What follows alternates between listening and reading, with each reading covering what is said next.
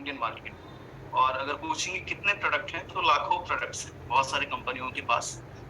कुछ capsule form में आते हैं, कुछ टेबलेट फॉर्म में आते हैं, बहुत सारे हैं जो पाउडर फॉर्म में आते हैं, अलग अलग फॉर्म में आते हैं। लेकिन माना जाता है कि लिक्विड फॉर्म जो रहता है एंटीऑक्सीडेंट का, वो सबसे बेस्ट होता है हमारे बॉडी के लिए। तो वो तो बेस्ट होता ही है, उसके साथ ये होता है कि वो आपको बहुत जल्दी रिजल्ट देता है। आप अगर उसको यूज करते हैं तो बहुत फास्ट आपको रिजल्ट मिलता है। तो एंटीऑक्सीडेंट एग्जैक्टली है क्या, वो किस लिए बॉडी में चाहिए, वो आज थोड़ा सा हम आसान भाषा में बात करने वाले हैं। जैसे बहुत सारे लोग रहते हैं जो टेक्निकल नहीं होते हैं, तो बहुत सारे टेक्निकल टर्म्स या बहुत सारे टेक्निकल बातें हम आज करने वाले नहीं है। सिंपल तरीके से प्रोडक्ट को बात करेंगे, और जो भी क्वेश्चन आपका होगा वो हम एंड में लेंगे, ठीक है।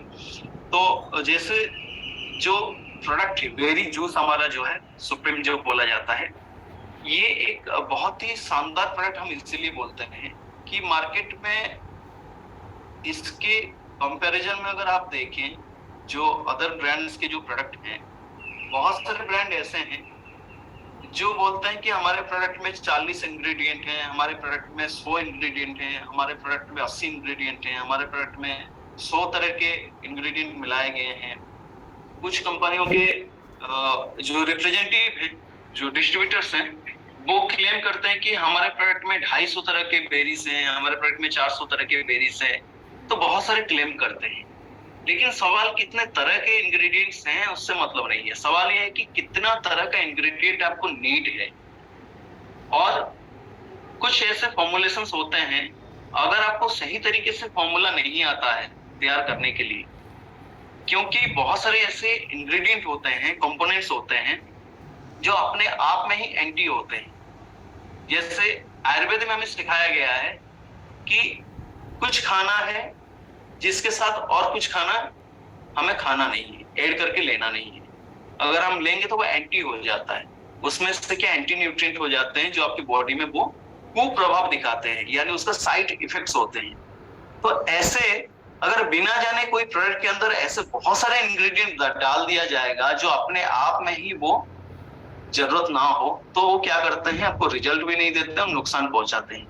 तो इसीलिए बोला जाता है कि एक प्रोडक्ट पे सबसे पहले अच्छा R&D होना चाहिए, रिसर्च एंड डेवलप होना चाहिए। और जो उस प्रोडक्ट को तैयार कर रहा है उसको सही समझ होना चाहिए कि इसमें क्या क्या इंग्रेडिएंट जरूरत है। ऐसा नहीं कि आप दिखाने के लिए 100 डाल दें लेकिन आपको कुछ फायदा ना मिले। तो इसीलिए ये जो हमारा प्रोडक्ट है, इसमें बहुत सारे इंग्रेडिएंट डाला गया है जो जरूरत है। ऐसा नहीं कि जो जरूरत नहीं है वो सारा डाल दिया जाए, डालने के लिए तो बहुत सारा है, लेकिन जो हमें जरूरत है वो डाला गया है। आज हर एक इंग्रेडिएंट के ऊपर हम थोड़ा थोड़ा बात करने वाले हैं। उससे पहले जानते हैं कि ये प्रोडक्ट हमें जरूरत क्यों है, इसका रिक्वायरमेंट हमें क्यों है, और हम क्यों बोलते हैं कि इंडस्ट्री का सिर्फ नहीं, ये इंडियन मार्केट का एक बेस्ट एंटीऑक्सीडेंट जूस है।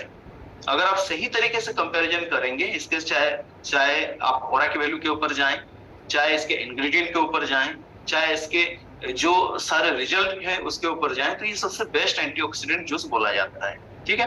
तो उससे पहले थोड़ा सा हम समझते हैं हमारे सिस्टम के बारे में कि हमारे बॉडी में ये प्रोडक्ट का रिक्वायरमेंट क्यों है।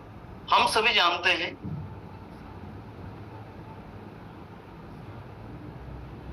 हमारे बॉडी में एक हाईली एक्टिव मॉलिक्यूल है जिसके बारे में हम सभी सुने हुए हैं, बहुत ट्रेनिंग्स लिए हुए हैं, पहले जाने हुए हैं, जिसको हम जानते हैं फ्री रेडिकल्स बोलते हैं। फ्री रेडिकल्स क्या है, इसको मैं थोड़ा सा आसान भाषा में आप सभी को समझाना चाहूंगा, क्योंकि हम जब मॉलिक्यूल्स के बारे में बात करते हैं, एटम्स के बारे में बात करते हैं, या बहुत सारे टेक्निकल टर्म्स के बारे में बात करते हैं, तो हम कंफ्यूजन हो जाते हैं। तो हमारे बॉडी में जो हाईली एक्टिव मॉलिक्यूल्स होते हैं, जो हमारे बॉडी को सही तरीके से बिल्ड करते हैं, हम आज जैसे जो भी एक्टिविटीज करते हैं, हम जो भी आज काम कर रहे हैं, हमारा बॉडी जिस तरीके से आज जो भी हम एक्टिविटीज कर रहे हैं, वो सारे क्या होता है, कोई ना कोई बॉडी का पार्ट होता है जिससे बहुत सारे जो हमारे सेल्स हैं या जो टिश्यूज हैं या जो हमारे बॉडी के जो ऑर्गन्स हैं, वो सारे जिस तरीके से हमारा बॉडी एक्टिवेट कर रहा है, वो कहीं ना कहीं बहुत सारे उसमें न्यूट्रिएंट का जरूरत होता है। बहुत सारे हमें अलग अलग विटामिन की, माइक्रो न्यूट्रिएंट्स की, बहुत सारे माइक्रोस की, बहुत सारे न्यूट्रिएंट्स की जरूरत होता है। तो हम कहीं ना कहीं से हमारे फूड से बहुत सारे न्यूट्रिएंट लेते हैं, लेकिन बॉडी में कुछ ऐसे एक्टिविटीज होता रहता है जिससे हमारा बॉडी क्या होता है, डीनेचर होता रहता है, यानी धीरे धीरे हम बुढ़ापे की ओर जाते रहते हैं। तो वो जो एक्टिविटीज होता है उसमें से एक एक्टिविटीज है जिसको हम बोलते हैं फ्री रेडिकल्स। इसको अगर आपको मैं समझाना चाहूं तो ये एक ऐसा मॉलिक्यूल है जो हमारे बॉडी में क्या करता है, बहुत सारा ऐसे वर्क करता है जो हमारे बॉडी को धीरे धीरे बुढ़ापे की ओर और बहुत सारे बीमारी की ओर लेके जाता है, जिसको मैं समझाने के लिए आपको थोड़ा सा मैं आसान भाषा में बताना चाहूंगा। जैसे मान लीजिए हम हर कोई यहाँ पे जितने लोग हैं एक मूवी का हॉल गए हैं, और जितने यहाँ पे बैचलर्स हैं सिर्फ उनके लिए एग्जांपल मैं देना चाहूंगा। एक मूवी का हॉल में सारे बैचलर्स जो भी यहाँ पे हैं सब क्या किए, अपने अपने गर्लफ्रेंड को लेके वहां पे बैठे हुए हैं और मूवी देख रहे हैं और बहुत मजे से मूवी देख रहे हैं, ठीक है। उस हॉल के अंदर क्या हुआ कि कुछ ऐसे लड़के हैं, 3-4 ऐसे लड़के हैं जिनके पास अपना गर्लफ्रेंड नहीं है, और वो नियत से भी बदमाश हैं, उनका इंटेंशन भी खराब है और वो बहुत ही बदमाश तरीके के वो लड़के हैं। तो वहां पे क्या होगा, बाकी जितने जो कपल हैं जो बैठे हुए हैं वहां पे मूवी देख रहे हैं, वो लड़के जाके क्या करेंगे, उनको डिस्टर्ब करेंगे, कभी किसी को जाके छेड़ देंगे, कभी किसी को कुछ कमेंट मार देंगे, कुछ बोल देंगे। तो ये एक्टिविटीज चलता रहेगा क्योंकि वो बाय नेचर खराब है, तो ये होता रहता है। तो ये एग्जांपल मैं इसलिए दे रहा हूं कि जो फ्री रेडिकल है उनको हम एग्जांपल दे सकते हैं उनके साथ, वो लड़कों के साथ। वो क्या करते हैं, हमारे जो मॉलिक्यूल्स हैं वहां से क्या करते हैं, एक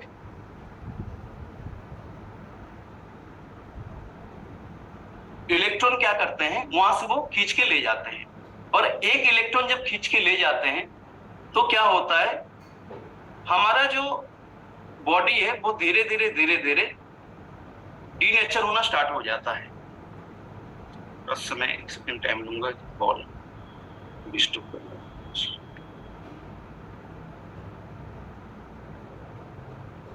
सॉरी। तो वो क्या करता है, डीनेचर करना स्टार्ट करता है, बॉडी को धीरे धीरे वो हर एक बीमारी देना स्टार्ट करता है। तो बॉडी के जिस पार्ट में जितना फ्री रेडिकल्स का प्रोडक्शन होता है उसी के अकॉर्डिंगली क्या करता है, हमारा बॉडी में उस पार्ट में उसी हिसाब से बीमारी होना स्टार्ट हो जाता है। जैसे अगर हम देखें हमारा आई का पार्ट में अगर बहुत ज्यादा फ्री रेडिकल्स प्रोडक्शन स्टार्ट हो जाता है तो आँख का जो भी बीमारी हम देखते हैं, जो भी क्रोनिक बीमारी है वो बीमारी होना शुरू हो जाता है। अगर मान लीजिए हमारा कार्डिक जो प्रॉब्लम होता है, हार्ट का पार्ट में अगर बहुत ज्यादा फ्री रेडिकल्स का अगर प्रोडक्शन होना स्टार्ट हो जाता है तो वहां पे हार्ट का प्रॉब्लम देखना स्टार्ट हो जाता है, जिनको हम हार्ट अटैक बोलते हैं या कार्डियक जो प्रॉब्लम बोलते हैं। अगर जॉइंट्स का पार्ट में उसका प्रोडक्शन बढ़ जाता है तो जॉइंट्स का पार्ट में क्या होता है, जो ऑस्टियोआर्थराइटिस या जो हम देखते हैं ऑटोइम्यूनिटी डिजीज, वो होना स्टार्ट हो जाता है। तो इसका प्रोडक्शन धीरे धीरे बढ़ना बॉडी में स्टार्ट हो जाता है, और जिसकी वजह से क्या होता है, हम बुढ़ापे की ओर जाना स्टार्ट करते हैं। इसका और एक एग्जांपल मैं आपको बताना चाहूंगा, हम किस तरीके से इसको देख सकते हैं। जैसे एक एप्पल को हम क्या करते हैं, काट देते हैं। तो एप्पल को जब काट देते हैं तो एप्पल क्या होता है, धीरे धीरे उसका कलर चेंज हो जाता है। ये कोई लोहा का कोई सामान हो, उसको अगर हम कहीं पे रख देते हैं कुछ समय तो उसमें जंग लगना स्टार्ट हो जाता है। तो इसी चीज को आप समझ सकते हैं कि इस तरीके से हमारा बॉडी भी जैसे बुढ़ापे की ओर जाता है, ये फ्री रेडिकल का सबसे बेहतरीन एग्जांपल होता है। तो इसके वजह क्या है, ये क्यों होता है बॉडी में, ये जो मॉलिक्यूल्स का अनस्टेबल होना या बॉडी में जो चेंजेस आना, ये सब होने के पीछे मेन कारण ये है कि आज जो एनवायरमेंटल टॉक्सिन्स हैं, जो पॉल्यूशंस हैं, जो रेडिएशन है, हम बहुत ज्यादा मोबाइल यूज करते हैं, बहुत ज्यादा हम आज टीवी के पास बैठे रहते हैं, कंप्यूटर के पास बैठे